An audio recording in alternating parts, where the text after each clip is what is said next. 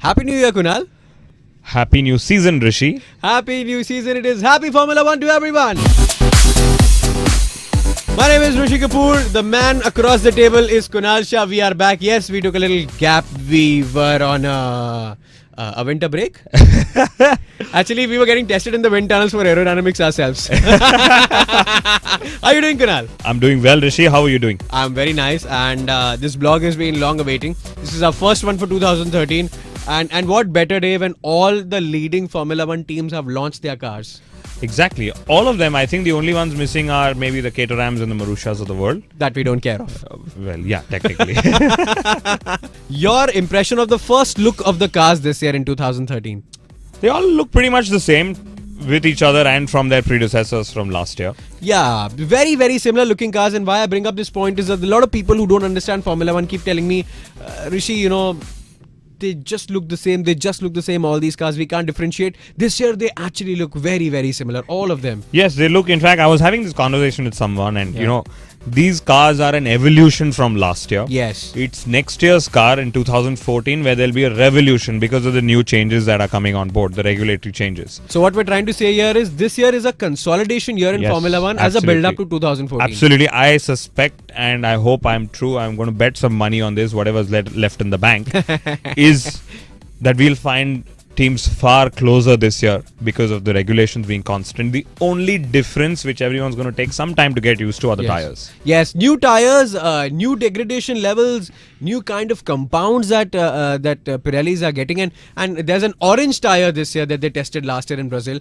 Little information about that if you have. The Pirelli tires, unfortunately for the sport, are the only way entertainment can be achieved. Correct. Okay, and I somewhere agree with Luca Di Montezemolo when he says that we've become an aerodynamics championship. It's the guys who develop the best aero car who win, and yeah, that's where it is. But I hope Pirelli come up with a good amount of degradation for all of us to enjoy. Yes, Pirelli have mentioned that they have aggressive tires than last year. There'll be more pit stops, and Jensen has said that it's going to suit my style because I know how to get the best out of the tire in a longer I really hope so. For Jensen Button, I really hope so. Yes, this is a year where actually he can be champion because Lewis is not there, so nobody can beat him in qualifying, and Sergio is still quite new, and both of us agree that he's going to go down a certain way which is known as the Kovalainen way. Yes, Lewis totally overshadowed him. It could happen that Jensen, the homeboy, might just do that. Yeah, I hope so. I mean, Jensen's a great driver. You and I both like him, so we've not been against him on our blog. Absolutely. But I really hope Jensen does well. I don't think the Mercedes are going to be right there on top. Correct. And it could well be a McLaren versus Red Bull versus a Ferrari. Yes, what we're looking at actually, and I personally feel, is going to be a Jensen versus Kimi in the start, where Alonso will just join in, and then maybe you'll see a surprise or two from Mercedes. Yes, and you can't leave out Adrian Newey in all of this. He will develop a car which you and I could possibly go drive and win. Hey. So I really wanted to come back to Red Bull because, Red Bull, Lotus, McLaren, Ferrari, I've all seen them with a couple of common features. All have a Coanda exhaust effect. They're all looking at the passive DRS, which is allowed. Now the active DRS is not allowed. So this year there's a different way of blowing air and off and on the front wing, and it's going to be really complicated. Do you have any idea about it? Yes, I do, but it's best to leave it at the Coanda exhaust because of blowing the floor, etc. Those double diffusers not allowed. That's the best way to claw back rear aerodynamic grip. Correct. But I think let's leave it at that. We'll have listeners falling asleep in no time. A couple of new drivers that we've confirmed this week they are. Yes, and we must all look up how their helmets look because they will be in similar looking cars to their teammates. Correct. So there is Esteban Gutierrez who's joining Nico Hülkenberg in Sauber. Sauber looking like a very nice car. Yes, it looks good. It's a tribute to an HRT is what I read on a tweet, and I somewhere agree. The greyish color reminds us of that. Then we've got Max Chilton, a British driver back a British driver on the grid with Marussia. And Guido van de Garde got confirmed with Caterham. So we've got a few drivers who are brand new, amount of rookies. All right. And hopefully they don't commit all the rookie errors who your best friends have committed last year. Yes, guys with complicated names that you just said. And there's always, if we need entertainment, we always have the Crash Ronaldo. We always have Sergio Perez. We always have a lot of the drivers. Roman Grosjean. My man. Yes, give it to the man. He's my sideball man. That's my man. That's my tire ball man.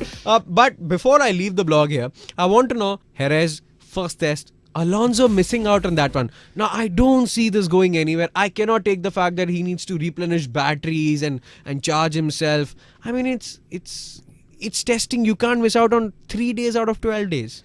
Yes, and this is a bit of a shocker to me as well. I'm sure there are psychological reasons behind it, maybe some mind game somewhere which I'm unable to fathom.